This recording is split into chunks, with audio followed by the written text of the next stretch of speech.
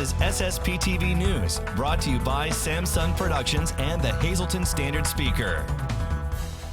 As tributes pour in for NBA great Kobe Bryant, we remember the game he played against Hazleton Area High School in the 90s.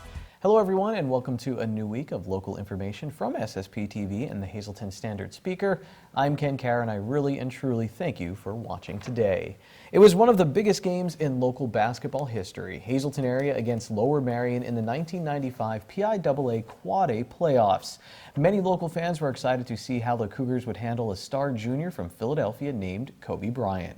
The Cougars won the game in overtime. Bryant's death in a helicopter accident with his daughter and 7 others shocked the nation over the weekend. Right now we'll take a look back at Bryant's game against Hazleton with an excerpt from an interview I did a few years ago with Hazleton Area Athletic Director Fred Barletta, who was a broadcaster for the Cougar games back then. Then I wanted to share part of a segment from our sister show, Community NEPA News I Do, with Standard Speaker Sports Editor Dave Seaman. We knew at that time that this guy was clearly one of the best players in the entire country. And he was a junior, but at that time the talk was already there. This guy maybe was going to be a lottery pick in the NBA, and sure enough he was. But it was amazing because they were the favorite team that night, and Kobe had a marvelous first half. He set a record, most points ever scored against the Cougars in one half of basketball. And they kind of made some adjustments, slowed him down. They didn't stop him by any means.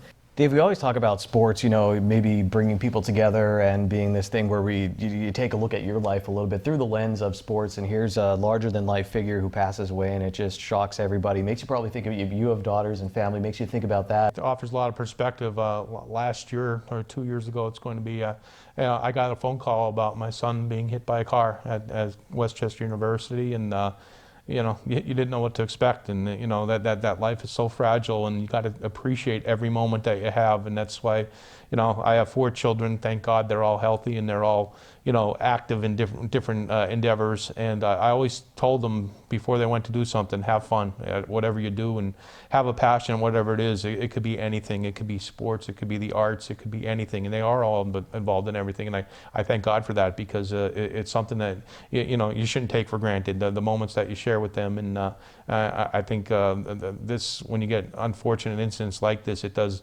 offer a dose of perspective, and it's something that, you know, you can't take life for granted. To hear more about the Lower Marion Hazleton area game and more thoughts about Bryant, watch Dave Day this week on Community NEPA News. Firefighters battled fire and ice early Sunday morning in Tamaqua. Crews from 4 fire companies responded to 126-128 Gay Street just after midnight. There were no injuries reported. Fire Chief Jim Connolly tells the Standard Speaker that there was extensive damage to the 126 side, while the 128 side had damage to the 2 upper floors and attic. The borough's code enforcement will determine whether the building will be condemned. A state police fire marshal is investigating the cause. Time now for weather on SSPTV News. Looks like a cold but dry week coming up. Here's our forecast from the National Weather Service. Tonight, mostly cloudy. We'll have a low of 26 degrees with wind around 11 miles per hour. Tuesday, mostly cloudy, highs in the mid-30s, down to 22 at night. Mostly cloudy skies. Looks nice and sunny on Wednesday with a high of 33, and mostly clear at night with a low of 16 degrees. Mostly sunny with a high of 34 on Thursday, and then partly cloudy at night with a low of 20 degrees. And then for Friday, mostly sunny, highs in the mid-30s, and mostly cloudy at night with a low of 24 degrees. The Mono Area boys basketball team got a big win over the weekend and made the Schuylkill League Division III race very interesting down the stretch. Here's the SSPTV Standard Speaker scoreboard. The Golden Bears beat first place Marion 42-38. Chase Muzzolewski scored 17 for the Bears, and their defense held strong for the win. Marion is now 7-2 in the league. Nativity is a game behind them, and the 2 teams are scheduled to meet in both teams' last regular season league game. The Bears are 2 games back of Marion. Shenandoah Valley, they beat Minersville with Owen Kozar scoring 16 points and Caleb McKismick helping out with 10. Quick detour to Wrestlingville, then back to Basketball Town. Hazleton area had 2 champions at the Coal Cracker Tournament. Charles Everdale won at 160 pounds, and Jake Marnell was victorious at 182 pounds. Danny Lawrence of Monterey area beat Seth Hunsinger of Hazleton area for the 195-pound title. The Cougars' Bryce Molinaro was third at 170 pounds. Hazleton area finished third as a team overall. Back to basketball, Tamaqua went to overtime to beat Jim Thorpe with Lucas Gregoire scoring 23 and Braden Knobloch scoring 22 points in the win. The Blue Raiders lost to Mount Carmel in a non-league game where Gregoire scored his 1,000th career point. The North Schuylkill boys lost to Notre Dame East Stroudsburg, and MMI fell to Tunkhannock in a close Wyoming Valley Conference contest that went to overtime. The Hazleton area boys beat Berwick 61-44 with Andrew Vida contributing 12 points. The Big HA leads Division I of the Wyoming Valley Conference. The Hazleton area girls also beat Berwick. Marissa Trivalpiece had a double-double with 23 points and 12 rebounds. The Lady Cougars also beat Whitehall in a non-league game. North Schuylkill beat Tamaqua in a Schuylkill League Division I showdown. Two freshmen led the Lady Spartans. Cameron Mangle and Savannah Garlick both had 15 points. Emma Kaczynski scored 36 for Tamaqua. Monterey area lost a non-league game. Shenandoah Valley beat Notre Dame East Stroudsburg. Victoria Donovan had 14 points and Abby Conroy had 13. MMI lost to Tunkhannock as Kim Mentler scored 17 points for the Lady Preppers. The Penn State Hazleton men lost to Penn State Beaver, but they beat Penn State Fayette. Robbie Hopkins led them in the win with 16 points. Hazleton area graduate Scott Shimani had 14 points and 10 rebounds in the loss. Marion graduate Brandon Muhammad had 17 points. Penn State Hazleton women lost to Fayette and Beaver.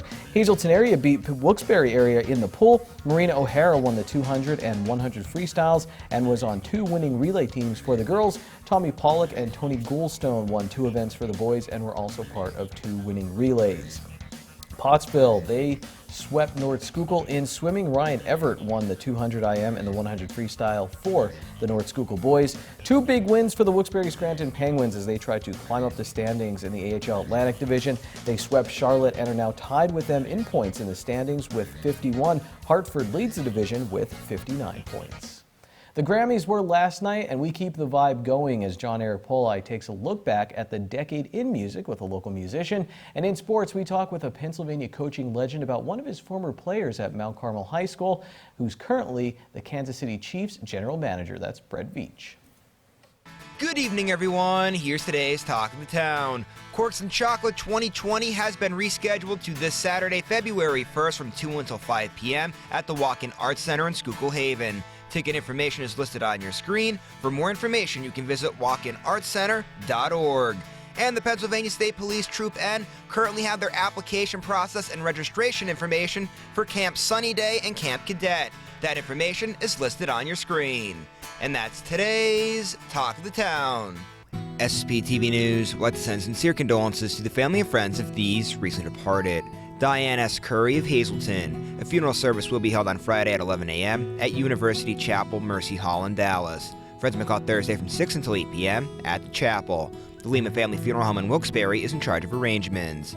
James F. Licata of Weatherly. The McHugh-Wilczek Funeral Home will announce their arrangements. Lily and Susan Martinchek of Freeland. Mass will be Tuesday at 9:30 a.m. at Our Lady of the Immaculate Conception Parish at St. Anne's Church. Friends may call today from 5:30 until 7 p.m. at the McNulty Funeral Home. And Albert E. Wheeler Jr. Freeland. A memorial dinner will be held at a later date. The McHugh-Wilczek Funeral Home is assisting the family.